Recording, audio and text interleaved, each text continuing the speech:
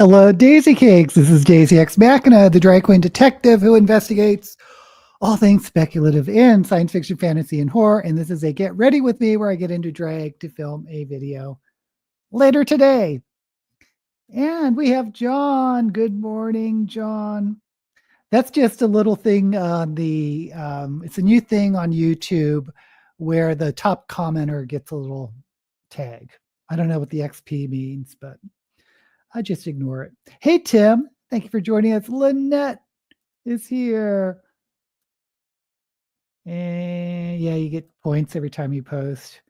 I don't know what those points are good for. Yeah, how do you redeem them? Okay, thank you guys for coming here. And as usual, how is your reading going this week? I read a retro Hugo book, which I haven't announced yet, so I won't go into it, but I really liked it. And I started a new Dungeon Crawler Carl. Because if you don't know, especially Shelve It or Shove It, I haven't been having a good record of books that I like. So I just wanted something fun. And once again, I'm hooked into it. It's such great writing, great series. Oh, no sound. Okay, if you guys don't have sound, just let me know. Lynette has sound, so hopefully everyone has sound.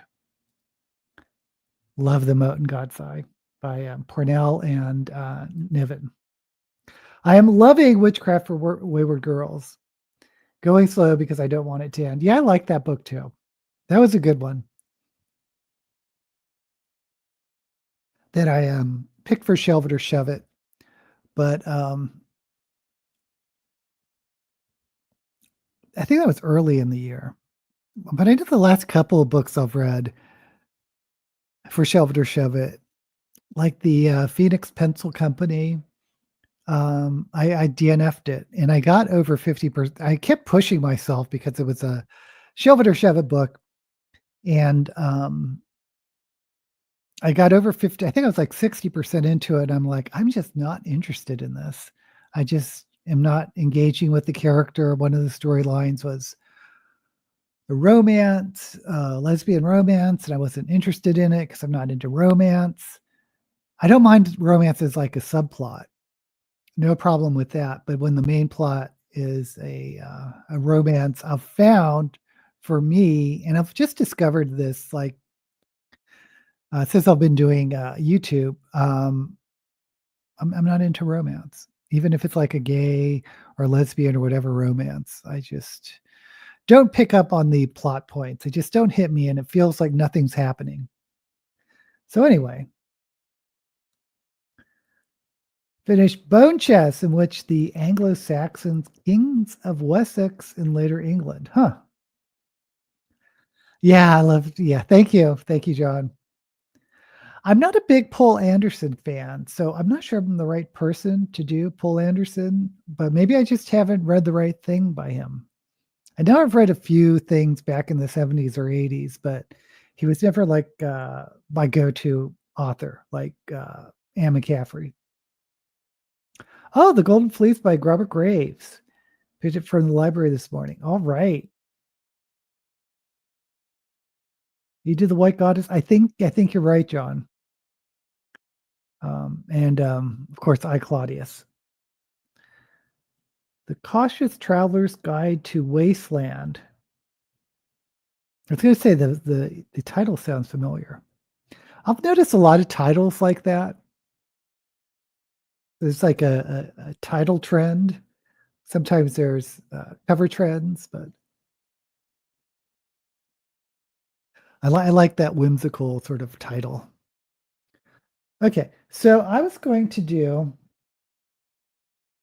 Oh gosh, a couple weeks ago I told you my cat died. Today I was like, when I was getting ready, I was like, oh, I should keep my door open here. So in case Angel wants to go out, then it's like Angel's not here. So hard to get over, a pet passing away. Anyway, My only thought was let's do something purple or in the purple family. So I was thinking of sort of a lavender.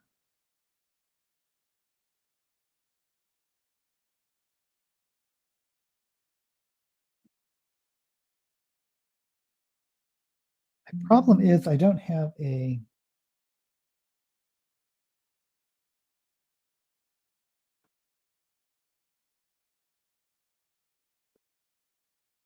trying to look for a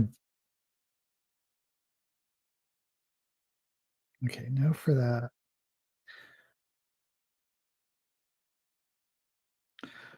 Let's go ahead and just start.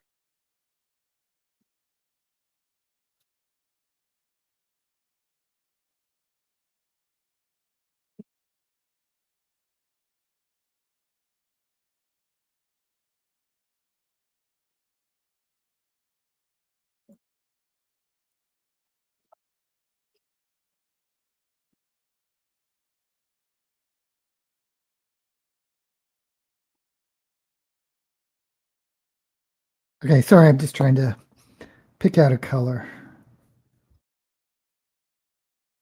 Okay.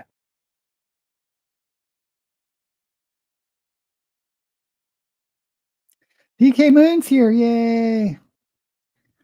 Leopold Anderson future histories, especially the Flandry ones. The cat was 17. Yeah. Yeah, 17 years. And you know what's weird? My previous cat, Angel, before Angel was a cat named I called Pachui, and she lived 17 years and died in July too. No. Okay, so anyway,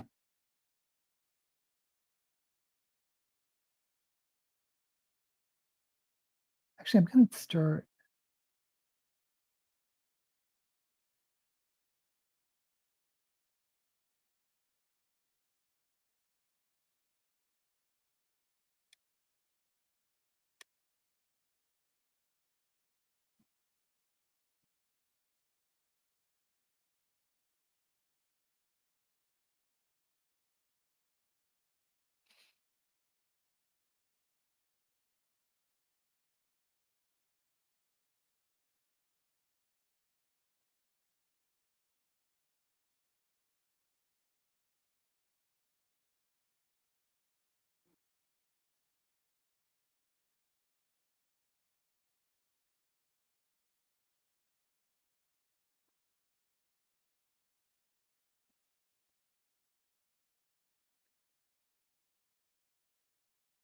Oh, no problem, John.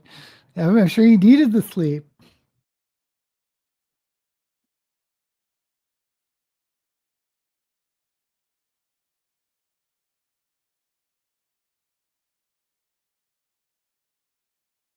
So this week I'll be dropping the next Shelve It or Shove It for um, August.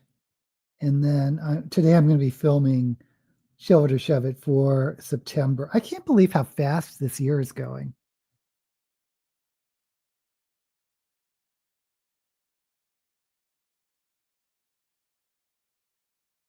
Kind of sucks. The older you get, the faster the years go, or your perception of the years go.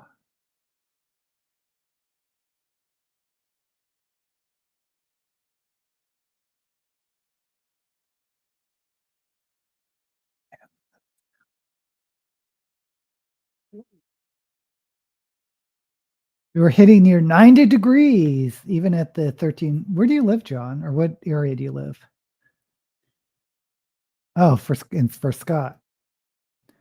I work at that each year. This stream starts at 5 a.m. for me for 26 weeks a year, 4 at 6 a.m. Golly gee. Uh, you're a trooper, Lynette. I stopped having pets. They don't live long enough. I don't like to lose family members so often. Wrenching every time. You know what lives a long, long time? It's certain birds. I think but don't like macaws or certain parrots live like 50 plus years. Scares me up too. Sometimes I think my heart can't take it anymore. I start needing a cat in my life and end up getting one from the cat distribution system. Yeah.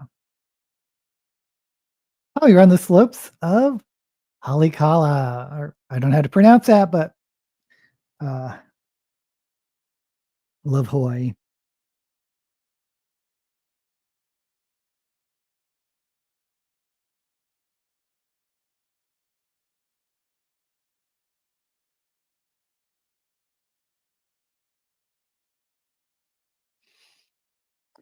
Okay.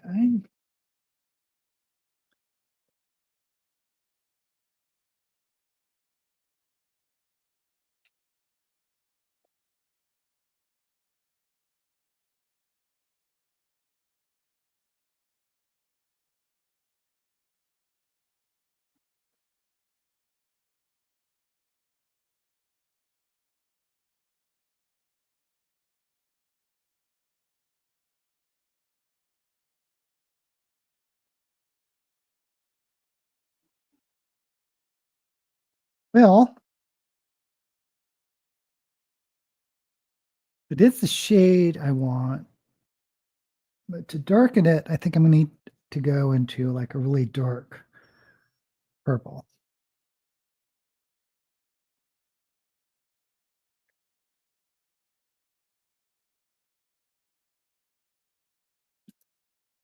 Some exotic birds and giant turtles are 100+ years. Really, birds that live that long? I haven't had a pet for 2 years. I won't have a new pet until my vet hospital, which had a huge fire, reopens. Ay, ay, ay. Churchill's macaw died in 1997. Wow. And a lot of these birds really bond just with one person. So it's really not fair to get one when you're, um,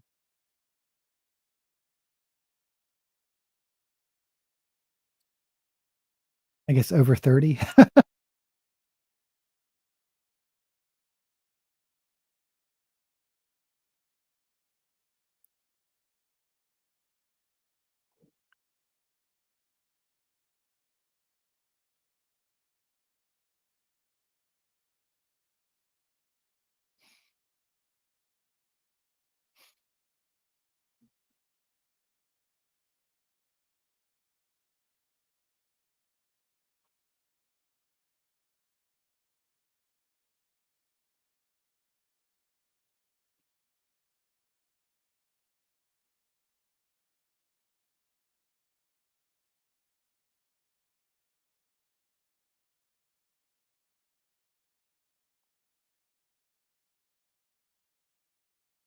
Anyway, it's way too soon for me to start thinking about another animal.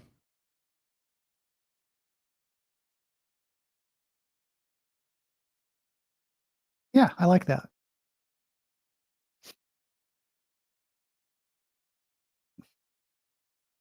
Yeah, and Churchill died in 65, so wow, that's like 30+ years after Churchill died. Just noticed a commercial during a live stream. Never saw that before. They're always like tweaking things. I mean, I have this video flagged to monetize, but they're YouTube. But I, you think about, well, that's after the YouTube or the video airs. But get a cat will be my son's cat. Yeah, pair passes away in 2020. Oh dear. I don't get commercials. I have YouTube Prime.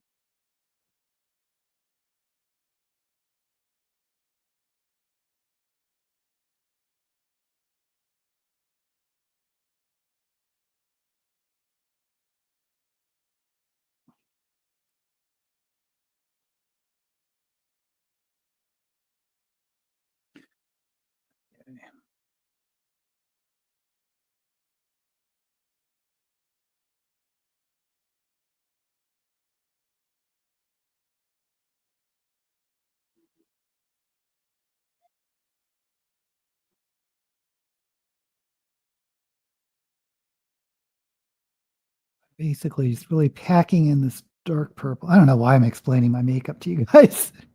I was before I logged in here.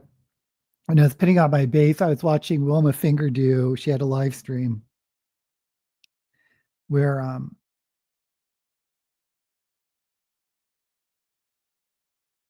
the people who watch her for the makeup.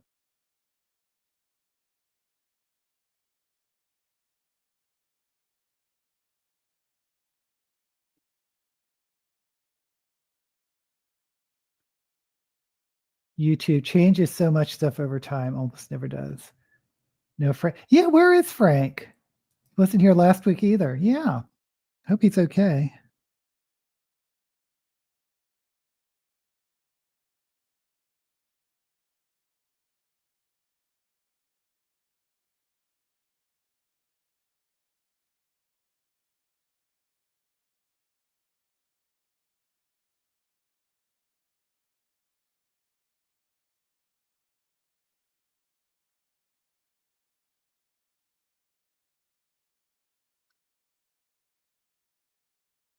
So, Frank, if you're watching this on a rerun, we're missing you.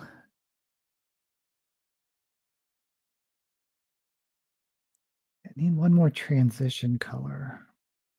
Should go with this.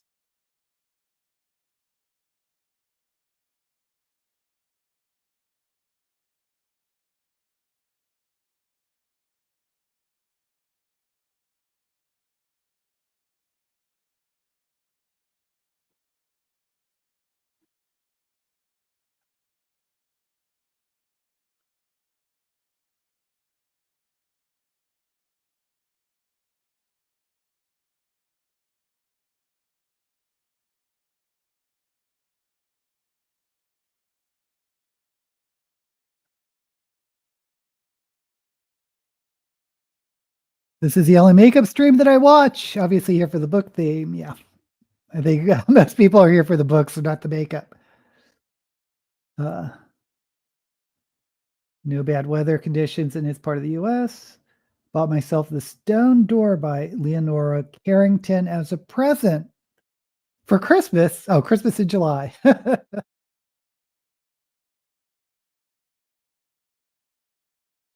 Okay, I'm going to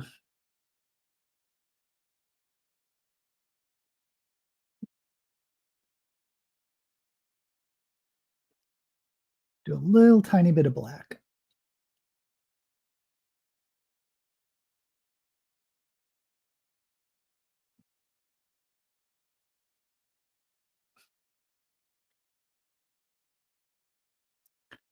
Stone Door has been out of print for decades, and finally it's been republished.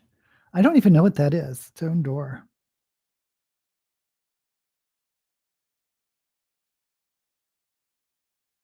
Yeah, same, Tim.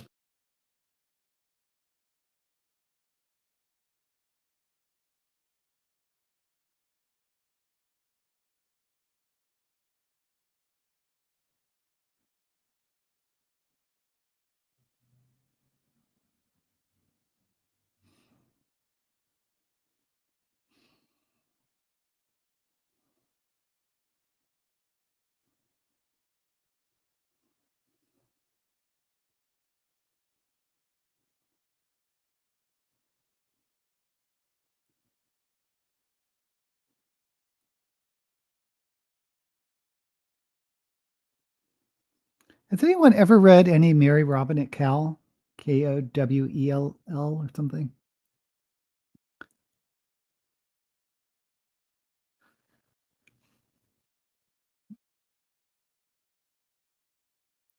I'm listening to this writing podcast called Writing Excuses, and she's one of the hosts. And I know I've seen her name before. I think even on Shelve It or Shove It. And I know she's won several Hugos. And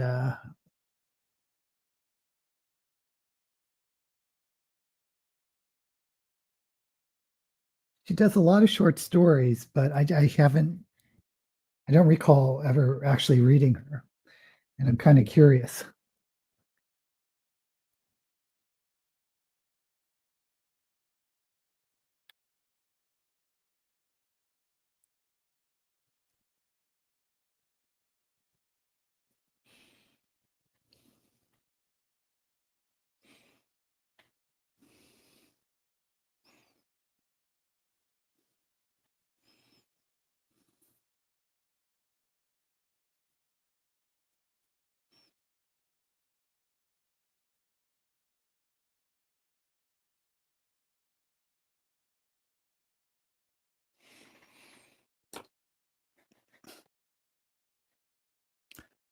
Love magical realism. Oh, here it is. It's sort of an esoteric book, maybe a touch of magical realism. Leonora was a surrealist British Mexican artist. Ooh, interesting. I'm going to look that one up. August and September are my favorite months. It's still pretty hot here in Vegas, but it starts to cool down. It doesn't really cool down till October here, but then it rapidly gets cooler in like November.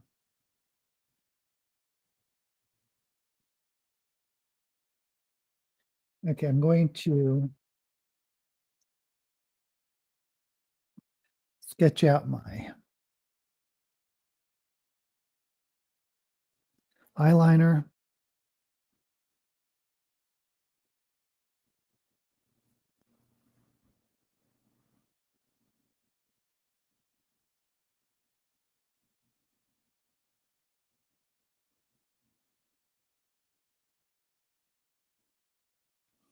Oh, I finally rotated my streaming service to back to HBO, and it's showing. I haven't watched it yet, but it's listing Mickey 7, or was it? Is it 17? That show we were talking about a couple weeks ago.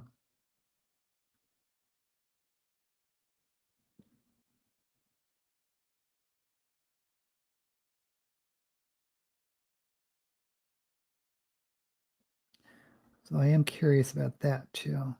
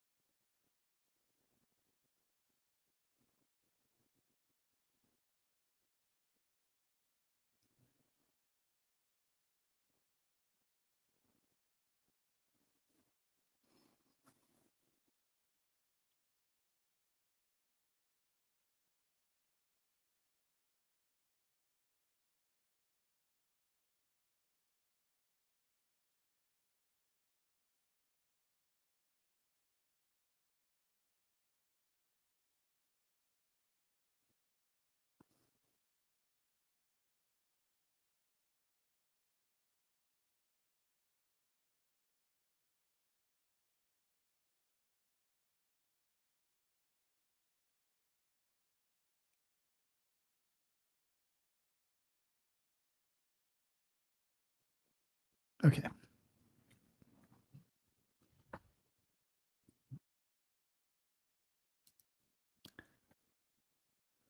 I live in a place that does usually get that hot or cold. She wrote The Hearing Trumpet, which is a strange book. All her books are surreal.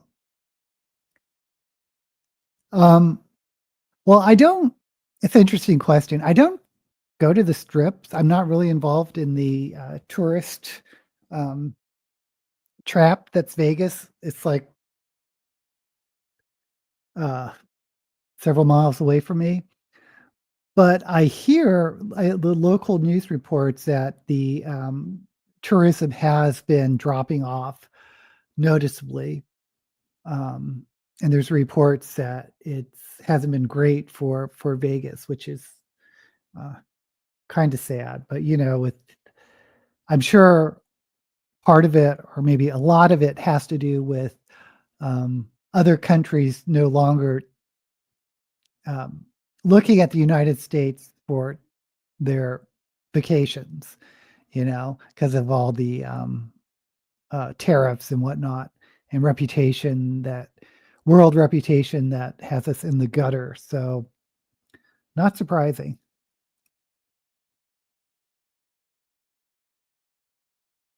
Love cold winters, quilt cats, and books.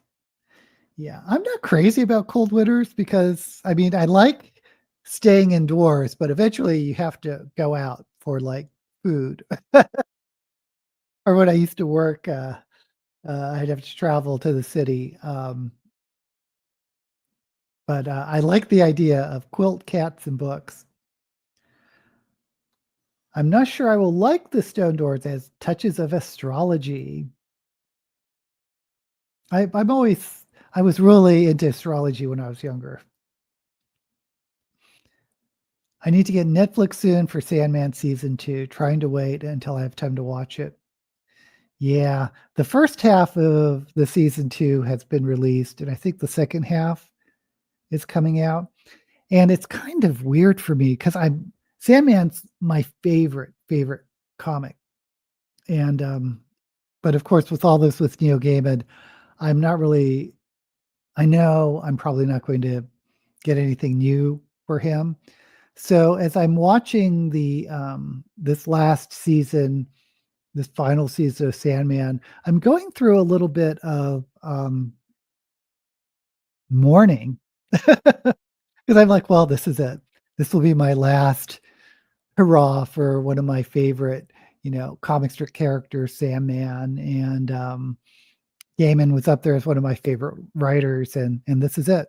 This is going to be the last thing I ever see of him, or by him. So it's weird for me. It's down a fair bit. Yeah.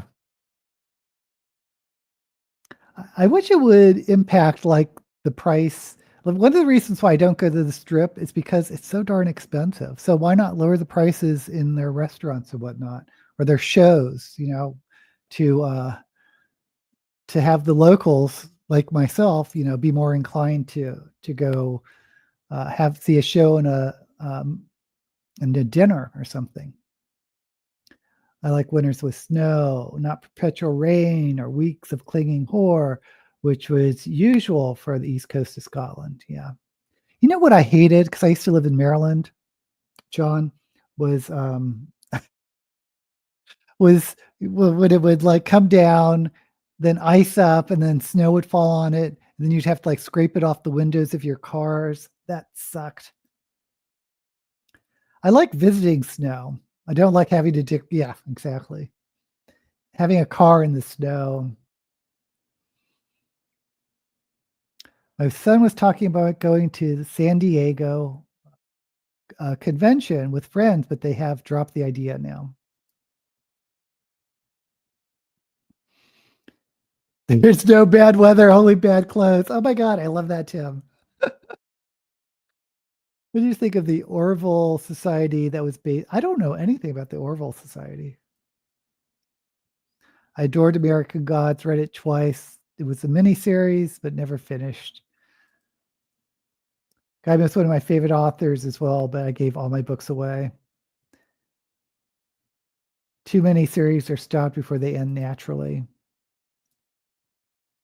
I will say the Sandman series, the Netflix one that we're talking about, what they said anyway was that it was only ever planned to be 2 seasons. So hopefully we'll get a nice conclusion. But a lot of the comics are standalones. So it's sort of the second season sort of isn't like a full or doesn't feel like a full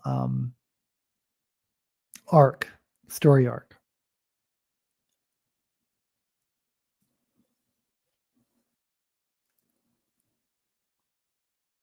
BBC used to stretch comedy series far past their time. American Gods was in my top 3 books, but I won't reread it again. Yeah, I'm probably not going to ever read Gaiman again, but someone who always talks about separating the art from the artist. I will always recognize certain of his works as important to me. Just like Orson Scott Card, I can't read him again, but because of his stance on, it's really vicious stance on gays and especially gay marriage when it was the battle for equality in the 2007, whatever. Anyway, but I will always recognize that Ender's Game is one of the top science fiction books ever. I'll recommend it. And it doesn't really, because now that I know how little authors get read, I don't really care so much about the argument of, oh, we'll be giving him money to campaign against whatever. But it's just like, I don't know. Just some things it's hard for me to get over. And that was one of them. Okay, anyway. I can't separate from the artist if they are still alive.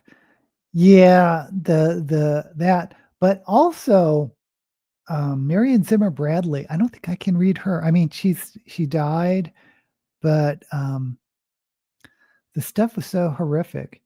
And David Eddings too.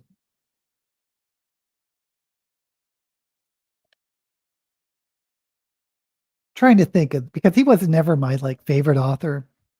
I would just pick him up because that was the only fantasy you could find in the early 90s. Um, and he's a weird one. He's a weird one. Because all the things that he was accused of, the child abuse things, was before he was a writer, and he was convicted, and he did serve his time, and he never had was never around children since then. But Bradley, I have an issue with. Anyway, I won't read Zimmer or Eddings because they involve children. Yeah, I mean, I get it. I get it. Okay, so usually I do gold or silver with purple. Today, I think I'm just going to do up and up bright yellow. I just put some yellow primer on because purple and yellow look good, and I just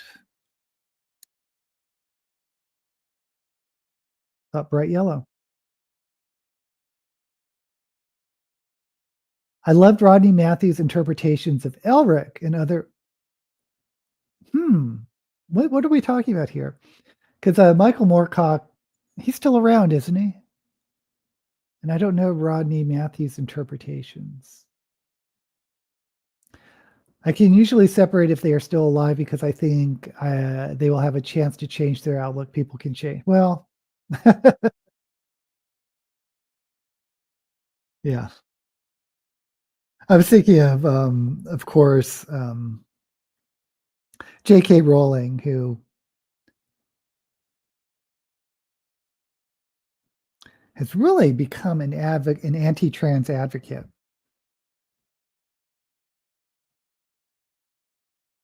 And a lot of people have trouble separating her view on that with her work.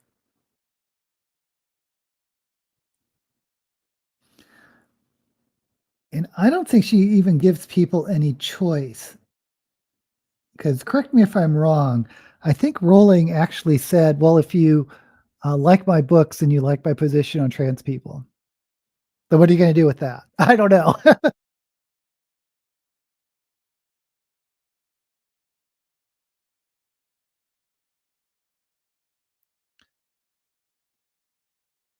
I'm like, I'm not really the audience for Rowling because I think, because I read her as an adult and I put off reading her for a long time because I didn't think I'd be into the children's book market, which is ironic since that's what I've decided to write in. But it's a lot different for the many hundreds of thousands or millions of people who grew up with her, who found their love of reading through Rowling, J.K. Rowling, so I feel for them.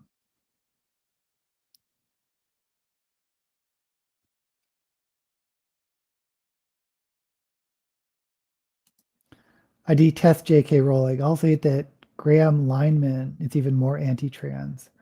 I don't see myself as a victim just because a male author hates on women. They are expressing their thoughts, which they probably shouldn't if they want a wider readership. I will only buy those artists' stuff off eBay places. They no longer make money off it. I mean, rolling is so rich, it wouldn't I don't think it really matters.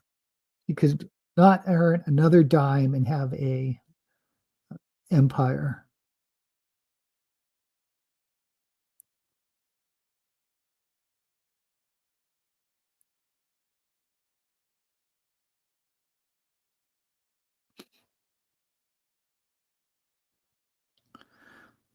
But yeah, I actually don't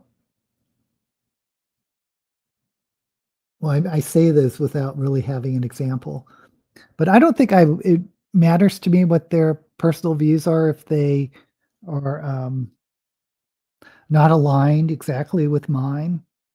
It's just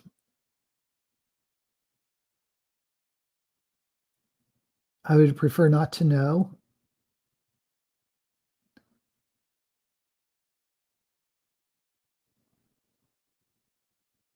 you know?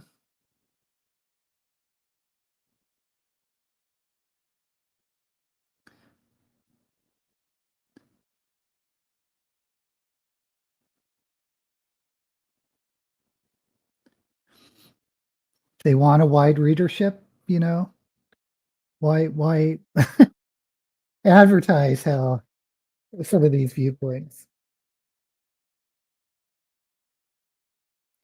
Okay, I'm going to where is that?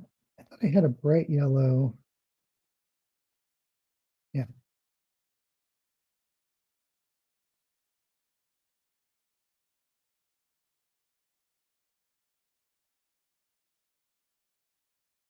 I won't eat at Chick-fil-A because of their stance on sexuality. Me too. I've never and this is funny. It's easy for me to say because I have never eaten at Chick-fil-A in my life. And then I heard about that. I don't think there were any branches in San Francisco where I lived at the time. So I just had never went to Chick-fil-A. And but then when you heard about their contributions to very conservative causes, it's just like, well, that's okay. I won't go there. But she won't get $5 from me. It is sad that Rowling is the first author billionaire when there are many more talented authors struggling to make ends meet. Also refused Chick-fil-A because of that. But sometimes I wonder what all the fuss is saying. Because there are some Chick-fil-A's near me now. And I don't know, have they changed? I mean, I thought it was just like the current owner or CEO that had that, but that was a long time ago. So maybe things have changed. I don't know.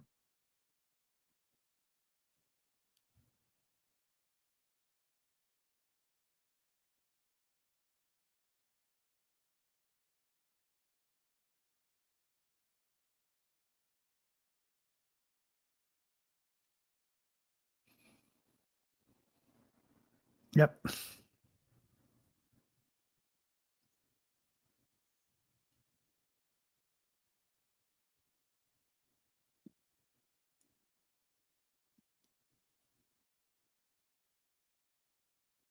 Okay. Yeah, the thing about Rowling is she is so relentlessly anti-trans. I mean, it's not like every once in a while, it's not like something she just said a long time ago and just let it go. She's like campaigning actively, uh, regularly campaigns on her social media.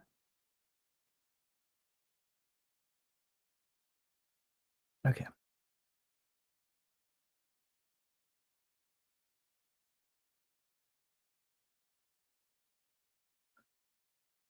I never tasted Chick-fil-A.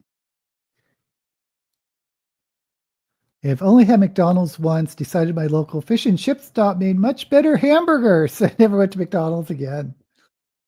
I think it would be different if you were in America because it's such a iconic part of our culture, I think. But that said, it's been years since I've been to McDonald's. I will stand by that when you get the French fries fresh, they are the best French fries, bar none. But yeah, other than that, there's no, for me, no real reason to go there.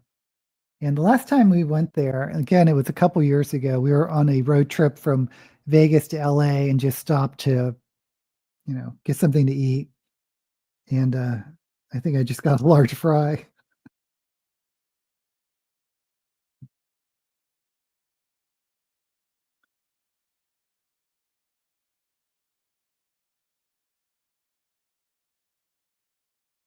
What is a bean burger? McDonald's bean burger?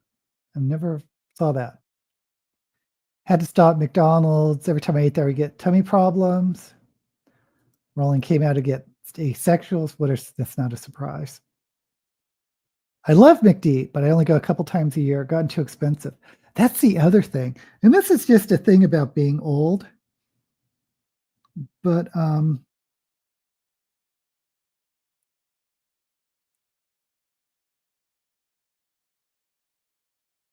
like trapped in my own memories of what things used to cost in a place like McDonald's.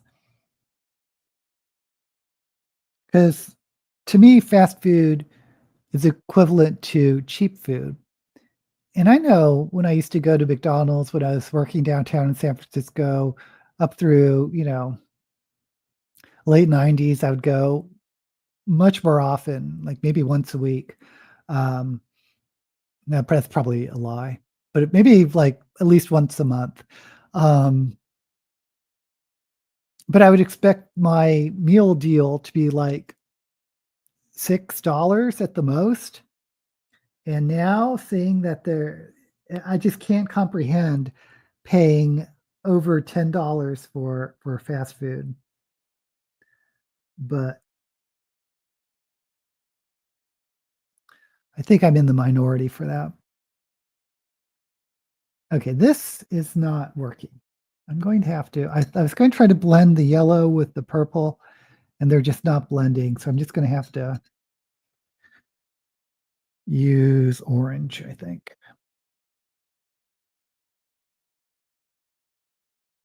Honor that rolling doesn't approve of asexuality. The only UK foods I miss are proper fish and chips, haggis, and black white puddings.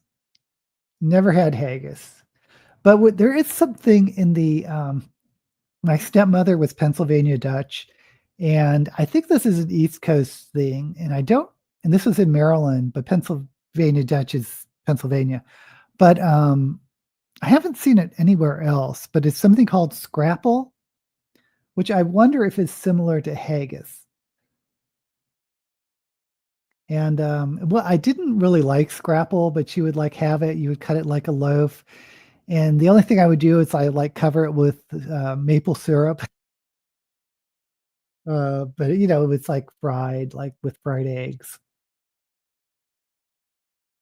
Every time I stand in line and see $2 candy bars, my blood pressure goes up and they are smaller. Buy hamburger 4 times a year and a scallop or meat pie once a month. Ooh, I love the scallop pie. Watch a YouTube comparing of Mars bars from the 70s with ones today. I don't eat candy bars, but the chip prices have done the same. Okay, scrapple is not similar to haggis. Okay. I had scrapple at a family reunion in Pennsylvania. It was horrible. It tasted like lye. Oh dear. Well, scrapple is like the bits of an animal that you usually don't eat. Okay, I'm gonna use just a little bit of orange, I think.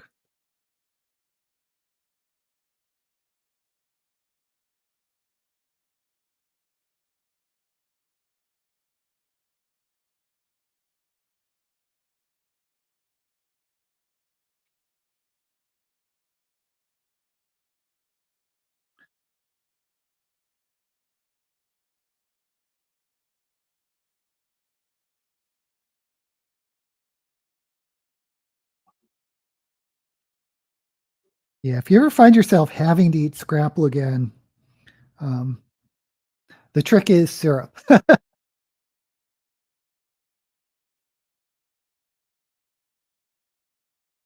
Yeah. I don't think I've had scallop pie, but it sounds delicious because I love scallops.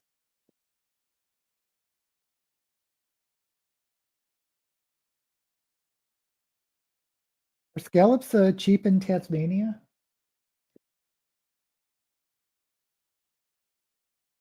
I know they can cost an arm and a leg here.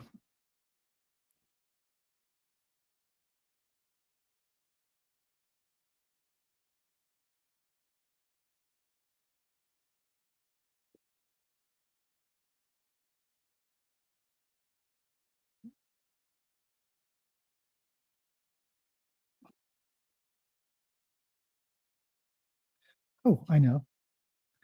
I have this glitter gel I'm going to put on.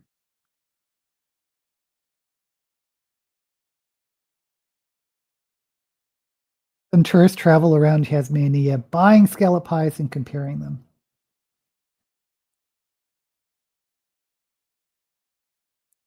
I mean, I think of the scallop, if you actually make a pie with scallops here, it would be so expensive.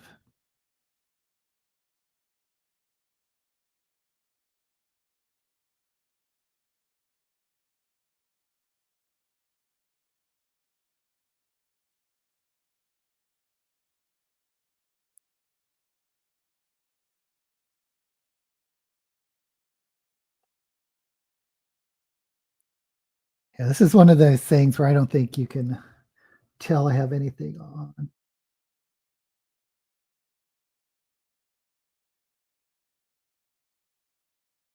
I don't know. Maybe the camera lights will pick it up. Maybe I should.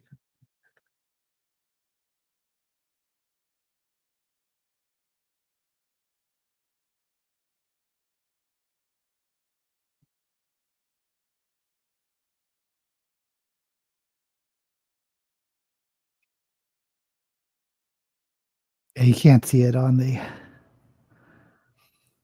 camera.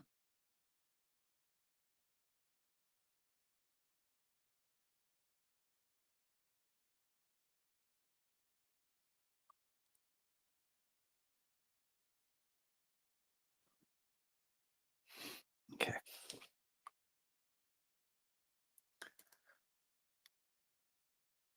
Scallop pies are the most expensive of our pies, about $10 each. Oh my God, I would have one every day. $10. How large are the pies? Steak and kidney pies is a standard Boxing Day dinner back in Scotland.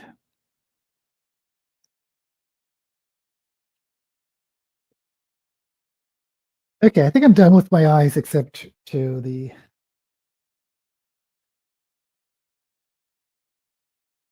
I'm not done with the eyes, but I'm done with the color part.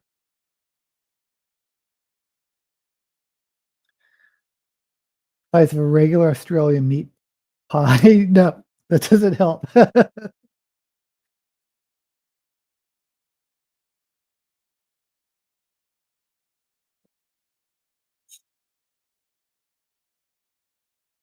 Oh my, you see me drinking these cans of water?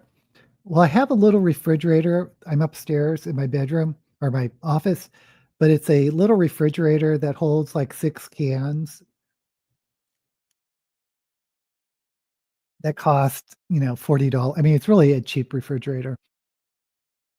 Um, I think, expectant mothers, not expectant, but, new mothers use it to chill breast milk, that type of thing.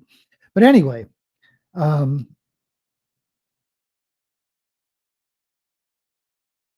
I got this recall message in the email saying, "Check stop using this immediately because, it's a fire hazard, this certain model of, refrigerator." So I looked it up, I was the exact model number that's causing problems. The year was like the year it was causing problems. But when I put in the serial number, it was like, "Oh, yours is not affected." So my refrigerator is fine, but I'm still paranoid now. Should I use it?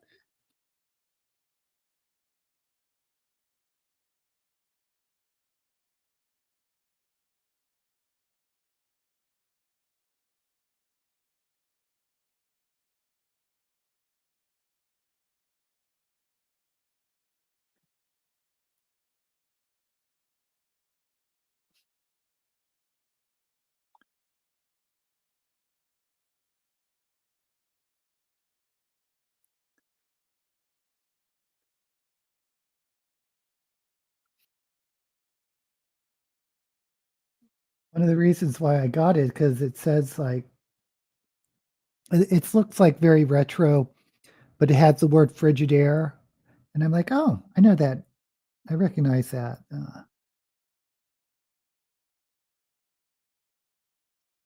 That company, but I'm sure it's they must have just licensed it or something.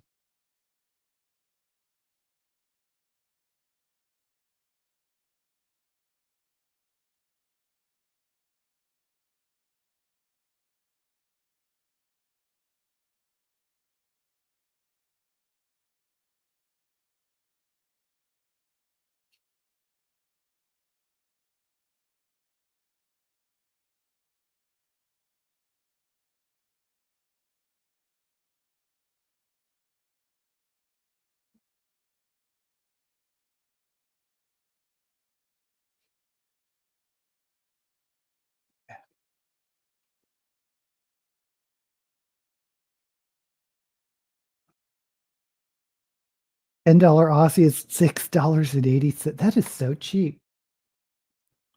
I'm just thinking of scallops for $6.80. Pies varied from individual, the diameter of the palm of your hand to family size for about 6 people. Hmm. Yeah, meat pies aren't really that big of a thing here in America. We have chicken pot pies.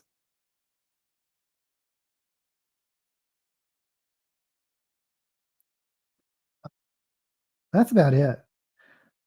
And chicken pot pies, you cannot, like isn't something like a pasty or pasty, whatever you call them. You can't, like, pick them up.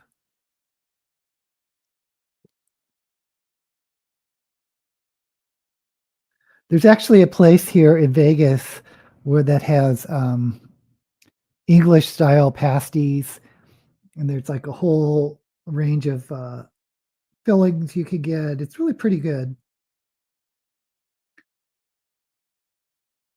but the last time I was or the first time I was there, they had something called homemade chips, and I was like, "Homemade potato chips? Oh, that sounds so delicious." And, of course, they were french fries.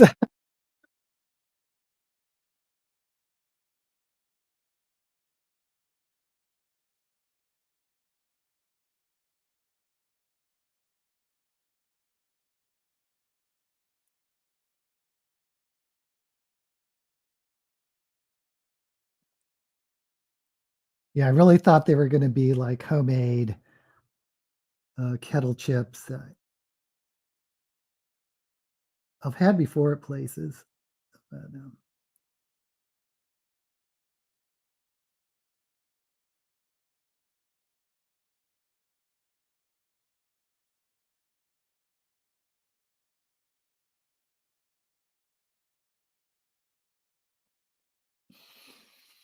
'kay.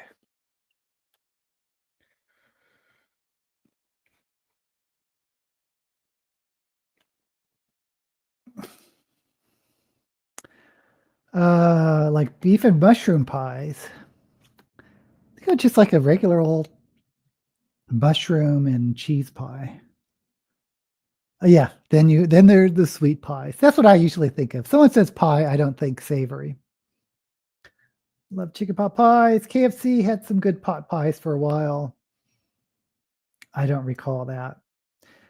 I used to like, fried chicken livers, and every once in a while, uh, I would run across the KFC that would have fried chicken livers. Oh dear, with the, mushroom trials. I wanna see the made for TV movie for the mushroom murders. Pasties are not English, they are Cornish, and they have now been trademarked. Huh. Oh, you Australians, not too never too soon. Okay, what am I doing?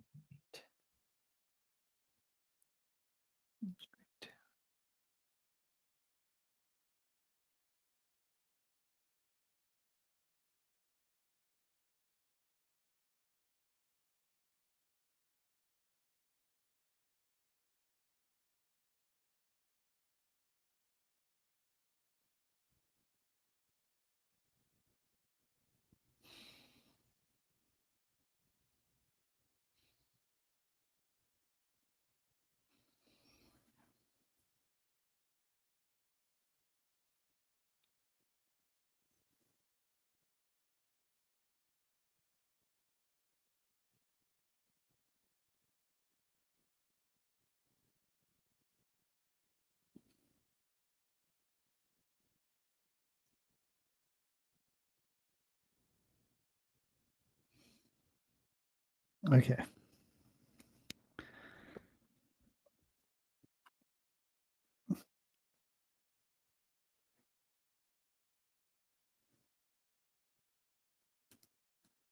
What actor should be in the movie? I actually don't know anything about the trial, so I don't know who would be who. But Meryl Streep as was great in that Australian Dingo movie, and of course, you could get an Australian, Nicole Kidman or someone, offering to send Beef Wellington to Trump. I hope they don't get an attractive actress to play her. She's more of a Kathy Bates type. Yeah, I guess now that I'm thinking about it, the actresses I've just named are kind of probably too old.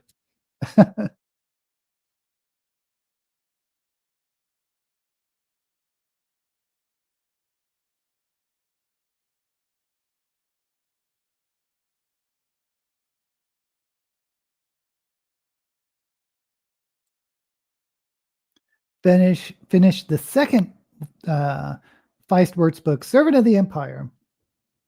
Yeah. Sure, you've heard me say before, I think those are the best of the Midkemia books.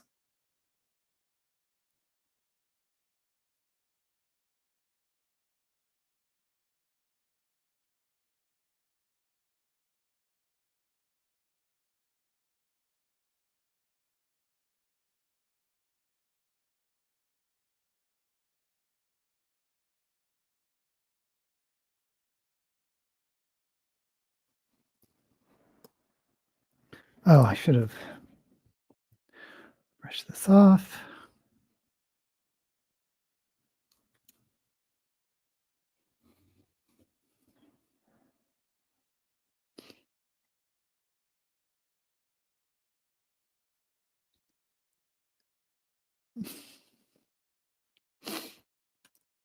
Started Black Tongue Thief, taking a short break from continuing Feist. Oh, thank you, Tim.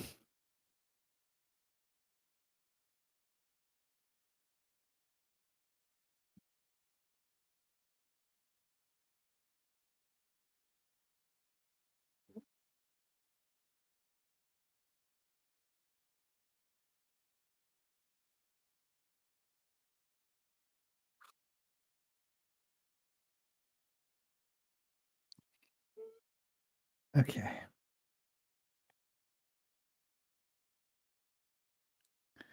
She isn't that attractive. I have no idea why men seem to fall for her in the past. It wasn't her very charming personality. Love that trilogy. Talking about the Feist or the Servant of the Empire.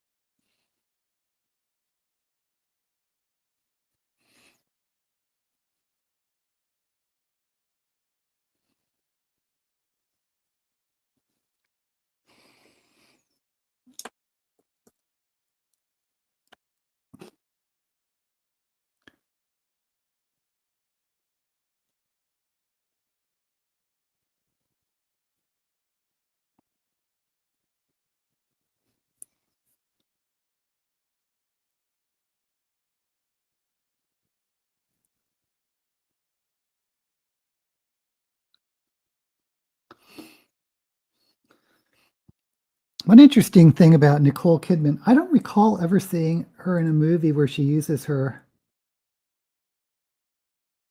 natural accent.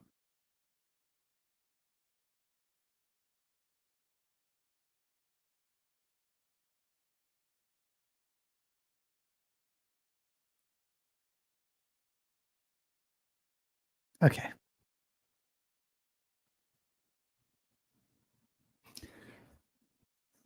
Let's do the lips.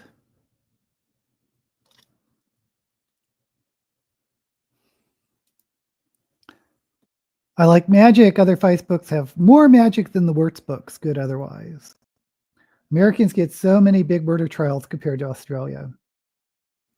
Wasn't there a movie called Australia that she was in? I don't know. So I didn't see it. Okay. Lips.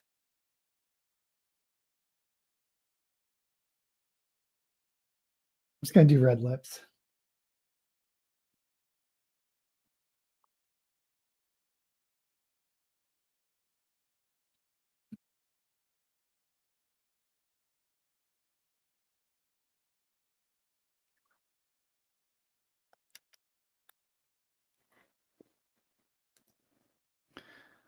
The movie that comes to mind in which Kidman used her Australian accent is The Bangkok Hilton. Didn't see it.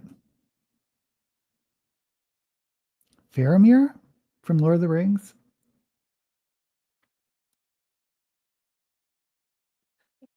My favorite Nicole Kidman movie is it was a while ago, and I forget the name of it, but it was a based on a true crime, talking about American crimes, about the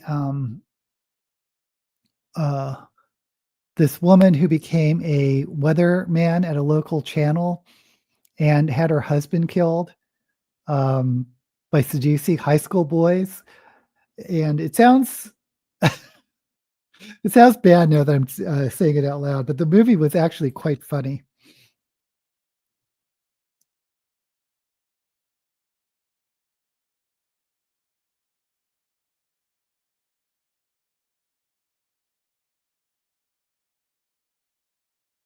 Favorite Kidman movie was The Others. She acted her ass off in that. That was a really good movie.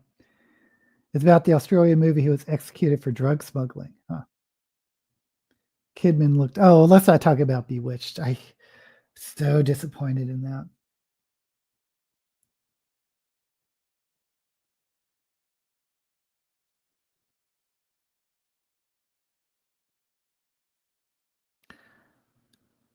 I mean, who's the actor? Will Ferrell. Will Ferrell, the Saturday Night Live actor, comedian. I mean, I'm sure he's funny in some movies like the spoofy Ron Silverman books, but I think for a lot of the movies, he just ruins the movies he's in. Like I think he Bewitched in the other one, Land of the Lost. Why was he in that one? They were like some of my favorite memories as a kid, and they just decided to make jokes of it.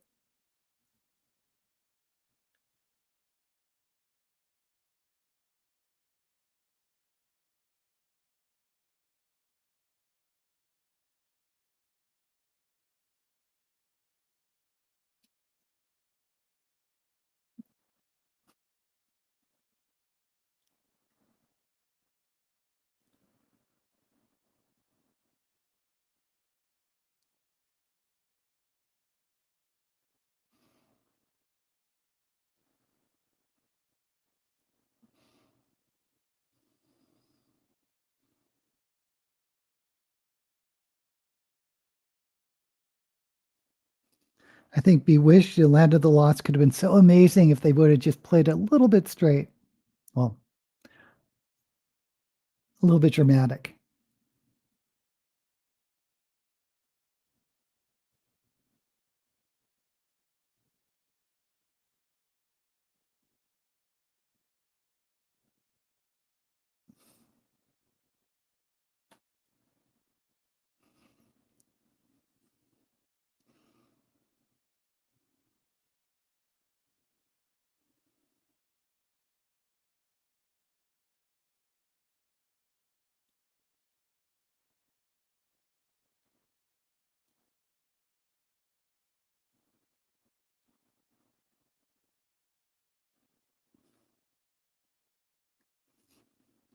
I'm thinking of like what they did with Archie and Riverdale, or Sabrina the Teenage Witch, with not the one from the 90s, but the recent one on Netflix. They just went hard into the Satan worshiping evil. rendition of this of of witchcraft, which I thought was hilarious. Anyway,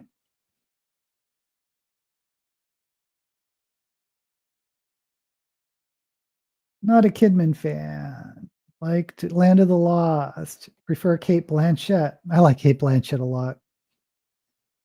Seen only clips. Been watching Indians reacting to the Lord of the Rings trilogy. Wonder if Will Ferrell could handle a serious role. Maybe. If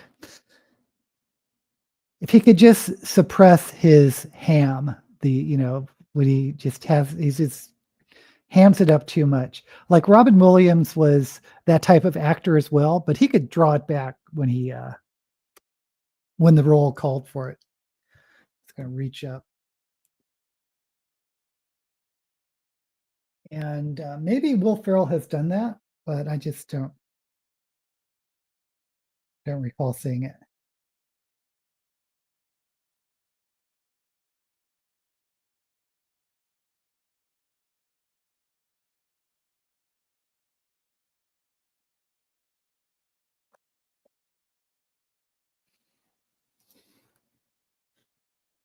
She would hit the orcs with a slipper. Watch the first season of Sabrina. It was okay. Robin Williams could do it. Yeah. But we never knew that.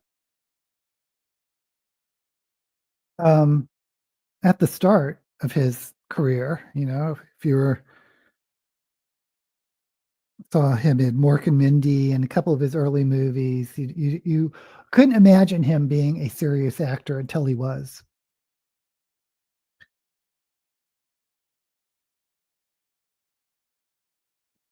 I think the first time, well, maybe it's just like hanging in my head, but the 1 hour photo, if you ever saw that, it's like there's nothing humorous about that role.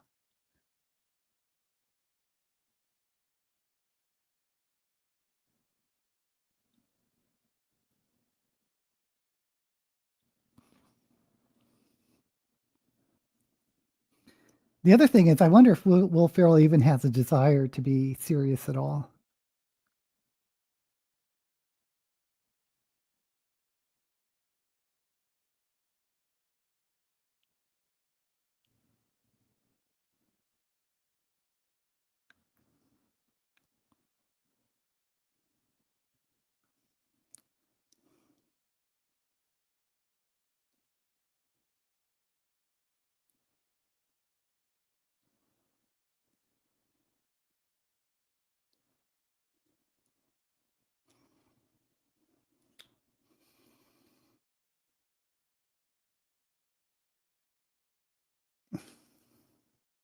I did love Mork and Mindy.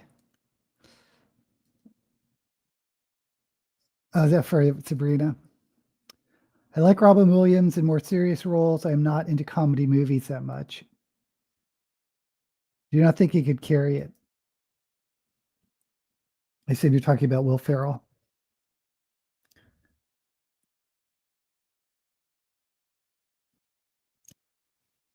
What was that movie? It was sort of a surrealistic movie about Robin Williams.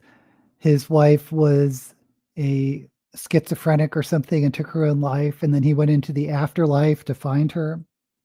That was trippy.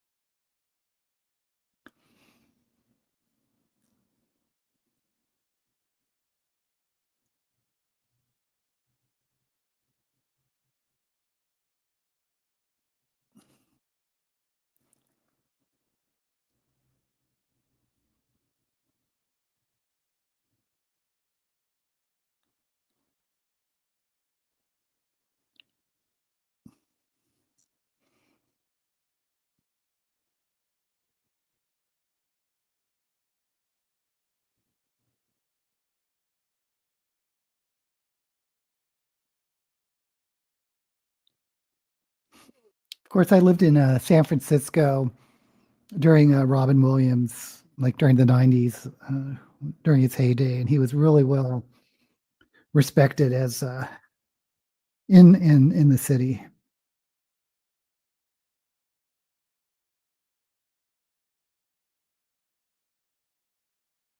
I think there was a rumor that Mrs. Doubtfire was set in San Francisco because of Robin Williams.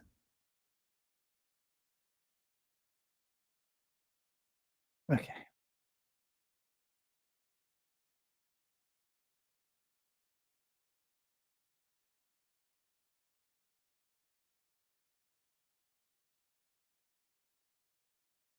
I think Farrell was serious in Road Trip, but that was a documentary. Oh, that's a great movie. Yeah, that was a documentary. The one where his friend came out as trans and they did a road trip together.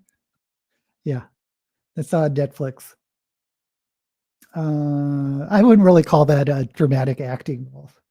Owen Wilson had only one serious role. I don't something with heaven in the name. Oh, that was the Robin Williams movie. Love Dead Poet Society. Yeah, I should rewatch it to see if I still like it. Dreams May Come. Okay, that's it. That's the movie.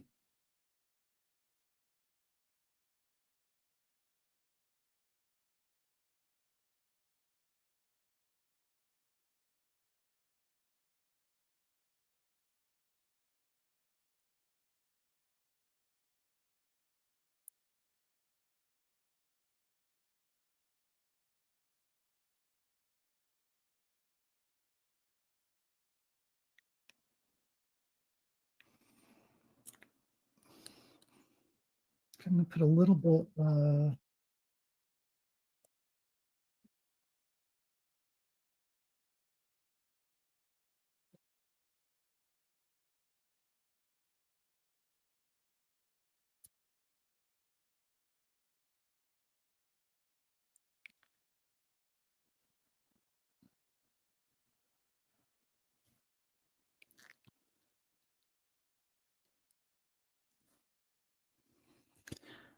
Okay, can't even see it.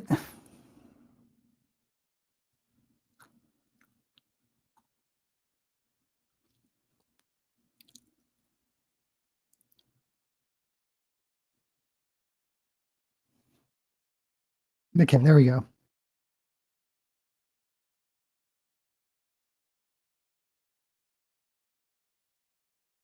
He had a bad rap in Scotland because Mrs. Doubtfire said England instead of Britain. What's it a name except when it mattered? Britain is Wales, Scotland, and England. Okay,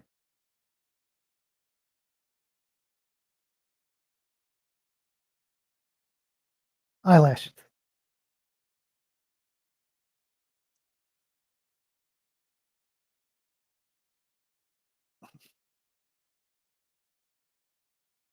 And Cornwall, UK adds North Ireland.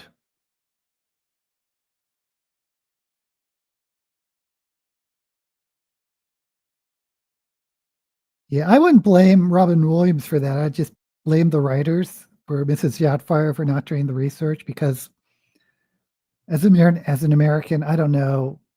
It's hard for me to tell the difference between England and Britain and UK.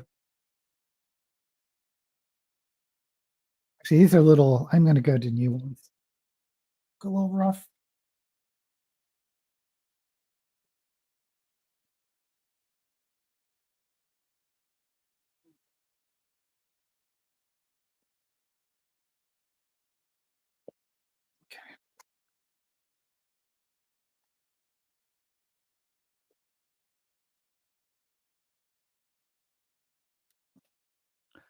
Something. What something is called doesn't matter, but using the wrong name pisses peeps off. Yep. I mean, to be respectful, I'd rather get it right. Is Cornwall regarded as separate? Is it? It's is okay. You're asking. I have no idea. Is Britain the island and UK the island plus Northern Ireland? What about the Isle of Man? That's always confusing. Okay.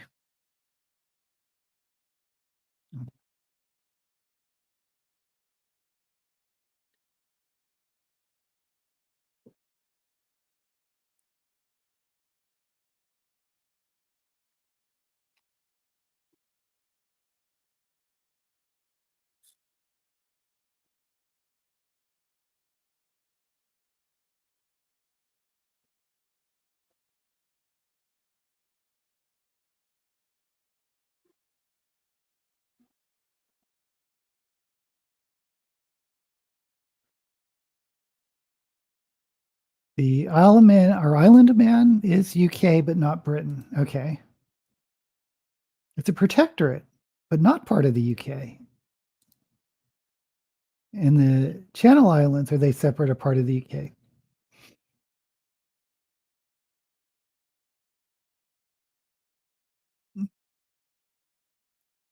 See how confusing that is? Just now think about the Philippines where there's like 1,000 islands and so many different dialects.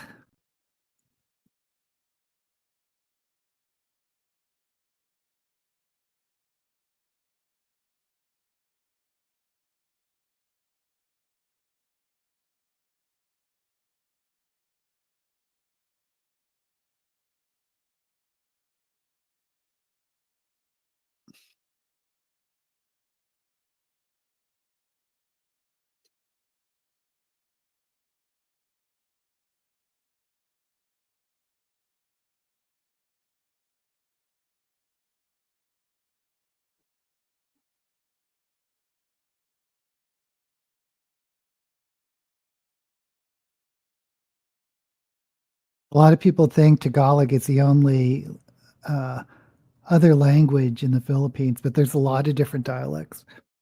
Ilocano. I think there's one place in the Philippines where it's Spanish.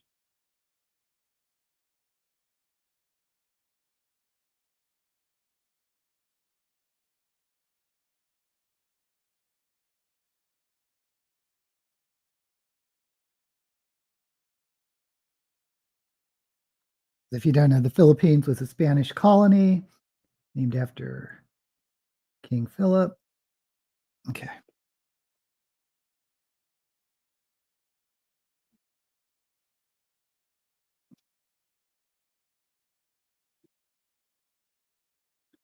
In the US, conversations no one cares if you know the distinctions. Yeah. Several different languages in the UK. Well, there's Welsh. Celtic is it Celtic?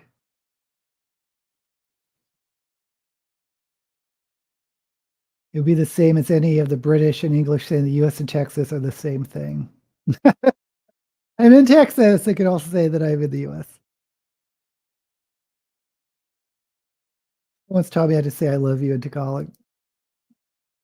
Oh, another interesting thing, in gay men often used code, like in the US, used code to sort of hide their sexuality back in the old days. The English developed their whole own sublanguage called Polari. So look it up, Polari. I think there's some YouTube videos on it. And the in the Philippines, gay men did the same thing. There's a whole dialect that's just called the gay language that straight people aren't supposed to know. So gay men could talk without anyone knowing what they're talking about. Okay, so this is the final look.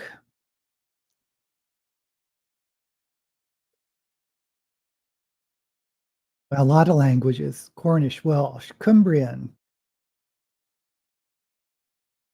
Scots Gaelic, and Irish Gaelic. Huh. I think they are reintroducing Manx. Don't know that. The only other there's no languages really in the US, but there's different, um, except in Louisiana. If you, and I think the language is dying out, but if you, there's a Cajun, um, I guess, language that's sort of a mix of French and English, or it's a really strange mixture of language that no one can understand, and I think it's kind of dying out.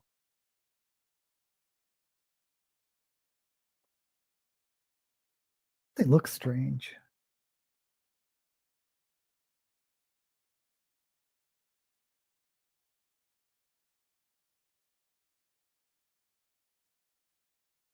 I think it looks fine on camera.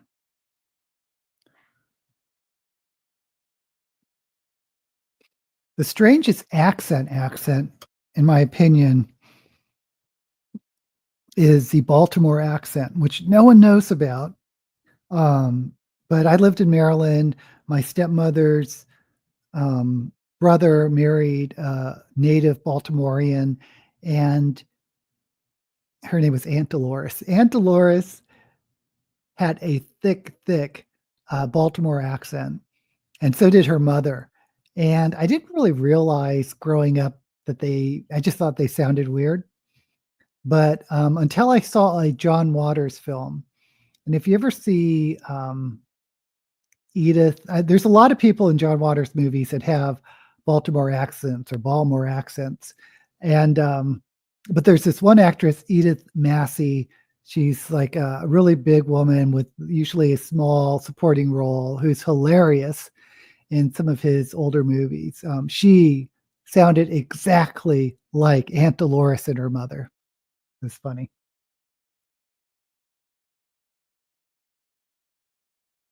Oh, for forgot the wig. Thought final without the wig. Okay. Still a little Cajun French in the area, mostly now just a Cajun accent English. That Baltimore accent drives me up the wall. My mother says "wash" instead of "wash." Your mother has it? Uh, Scott Gaelic, yeah. And I think the Baltimore accent's really going away. I mean, I don't unless you've been to Baltimore or have relatives from there, other than the John Waters movie, I've never heard it outside, that.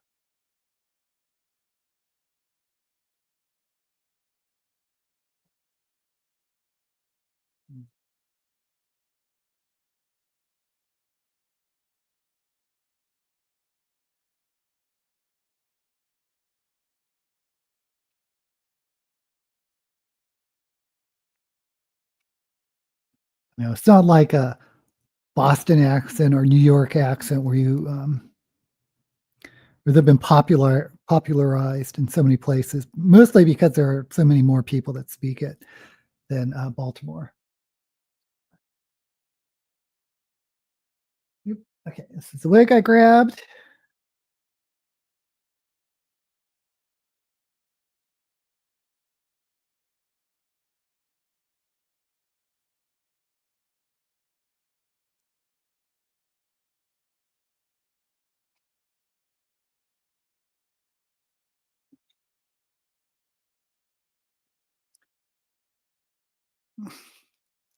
Well, Tim, I'm so happy that you're one of the few people that know about the Baltimore accent. Okay,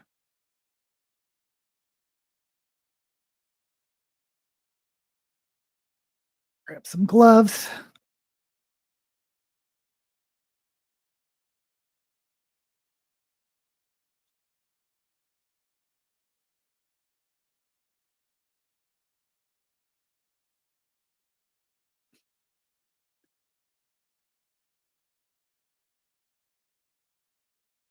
Okay.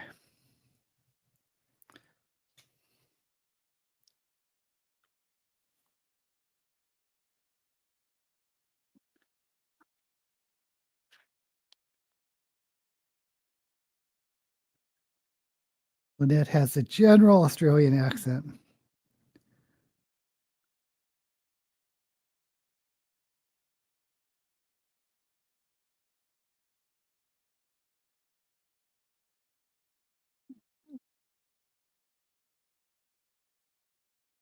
There's a couple of Australian movies I love, Muriel's Wedding. Is Toni Collette Australian or is she just probably not, right? And there's this movie called Bliss that it's from the 80s. I just love that movie. Thank you, John. I have no idea how to class my accent. A friend of mine, he doesn't have an accent, but when he was in visiting his relatives in the South who have Southern accents, he was asking, they were saying, "Oh, you have an accent." He goes, "Well, what's my accent?" And they said, "You have the TV accent."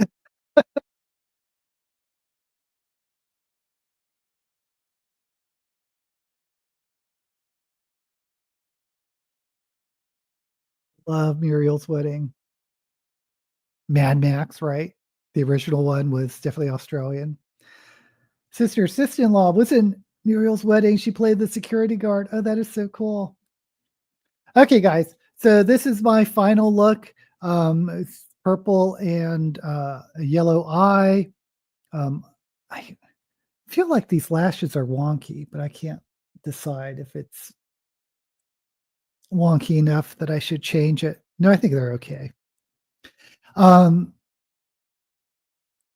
Today I will be filming Shelve It or Shove It for September. The August is already done and will be released this week. And I should be back next week. There's sometime in August, I need to look it up, that there's a Star Trek convention and I may go to it. I really wanted to go with my friend James, but he's going to be in Paris that weekend. And I'll have to drag Dennis to it, but he's not a big Star Trek fanatic like I am. So anyway, we'll see how that goes. My wife was in a Rosie O'Donnell movie. It's like drag lashes looks fine. Thank you, DK. Aloha. Yes. Aloha to you too, John. And like I said, I should be back next week, but take a look at my comments in the YouTube just to make sure I'll be here. Actually, I will be here. Now that I'm thinking about it, if I'm just going to go one day with Dennis, it'll probably just be on a Sunday. So I should be here next week. Okay, guys, that's all. Thank you for joining me. And as usual, may all the books you read be blessed.